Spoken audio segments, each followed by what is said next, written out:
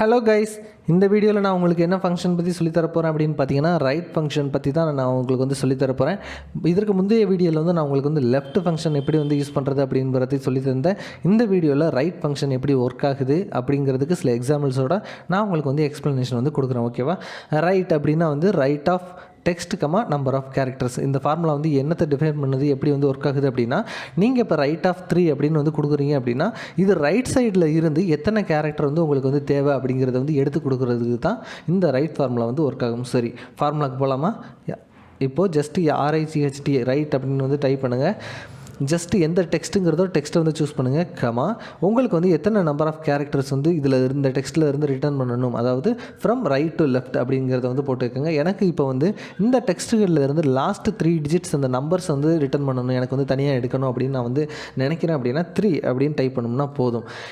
இப்போ பாருங்கள் 235 வந்துருச்சு. அதே மாதிரி ஜஸ்ட்டு நீங்கள் ட்ராக் பண்ணிங்க அப்படின்னா லாஸ்ட்டு 3 டிஜிட்ஸ் வந்து உங்களுக்கு வந்து எல்லா இடத்துலையுமே வந்துருச்சு. இப்படி தான் வந்து இந்த ரைட் ஃபார்முலா வந்து ஒர்க் ஆகுது. ஸோ இந்த ரைட் ஃபார்முலா வந்து இன்னும் கொஞ்சம் அட்வான்ஸாக வந்து எப்படி வந்து யூஸ் பண்ணலாம் அப்படிங்கிறத பற்றி தான் நான் அந்த எக்ஸாம்பிளில் வந்து உங்களுக்கு வந்து சொல்லித்தர போகிறேன். இப்போ இதில் வந்து என்கிட்ட வந்து குரூப் ஆஃப் டெக்ஸ்ட் வந்து இருக்குது. இதில் பார்த்தீங்கன்னா 1 2 3 5 6 7 இந்த மாதிரி கேரக்டர்ஸ் வந்து முன்னாடி வந்து அப்பண்ட் ஆகிருக்கு.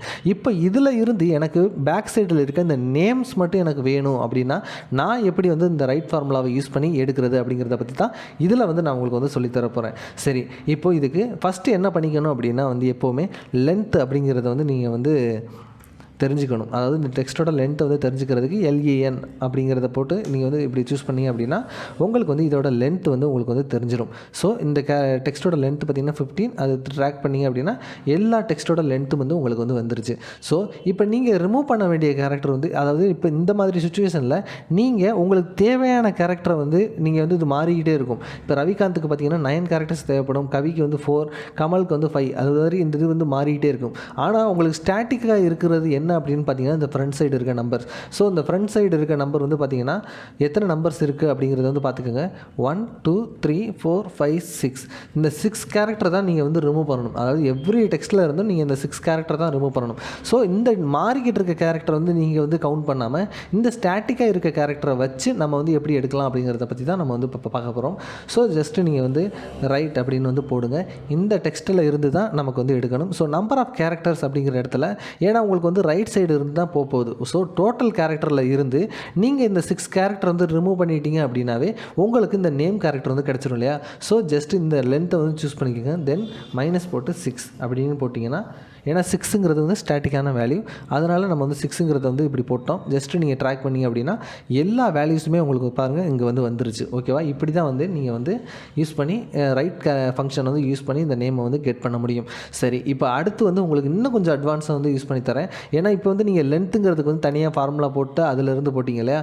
இப்போ ஒரே ஃபார்முலாவுக்கு உள்ளேயே எப்படி லென்த் ஃபங்க்ஷனையும் யூஸ் பண்ணி நம்ம வந்து இதில் வந்து நேமை எடுக்க முடியும் அப்படிங்கிறத பற்றி தான் இப்போ வந்து நான் உங்களுக்கு சொல்லித்தரேன். ஜஸ்ட்டு இப்போ வந்து ரைட் அப்படின்னு வந்து போட்டுக்கோங்க. இந்த டெக்ஸ்ட்டை சூஸ் பண்ணிக்கோங்க. இப்போ நம்பர் ஆஃப் கேரக்டர்ஸுக்கு நம்ம முன்னாடி என்ன பண்ணோம், லென்த்துங்கிற ஃபங்க்ஷனில் தனியாக வந்து போட்டுட்டு அதுக்கப்புறம் மைனஸ் பண்ணோம் இல்லையா? இப்போ இதுக்குள்ளேயே நீங்கள் லென்த் அப்படிங்கிற ஃபார்முலாவை போடுங்க. எக்ஸலை பொறுத்தளவு என்ன ஸ்பெஷாலிட்டி அப்படின்னா, ஒன்றுக்குள்ளேயுமே வந்து ஒவ்வொரு ஃபங்க்ஷனுக்குள்ளேயுமே வந்து நீங்கள் வந்து ஃபார்முலா வந்து செப்பரேட்டாக வந்து போட்டுக்க முடியும். இப்போ லென்த் ஆஃப் 8 அப்படின்னு போட்டிங்கன்னா இந்த லென்த் ஆஃப் டெக்ஸ்ட் வந்து இங்கே வந்து ஆட்டோமேட்டிக்காக வந்து ரீப்ளேஸ் ஆயிரும். ஜஸ்ட்டு இப்போ வந்து -6 இதை தானே நீங்கள் வந்து மைனஸ் பண்ணணும்னு நினச்சிங்க. ஓகேவா?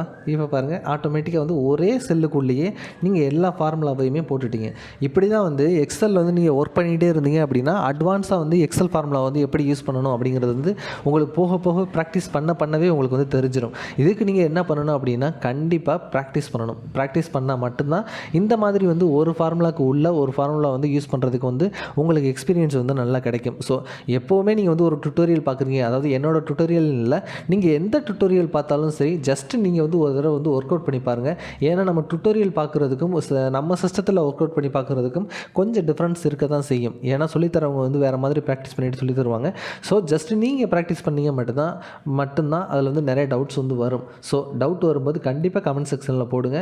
நான் உங்களோட டவுட்ஸை வந்து கிளியர் பண்ணுறதுக்கு எப்போவுமே தயாராக இருக்கேன். தேங்க்யூ.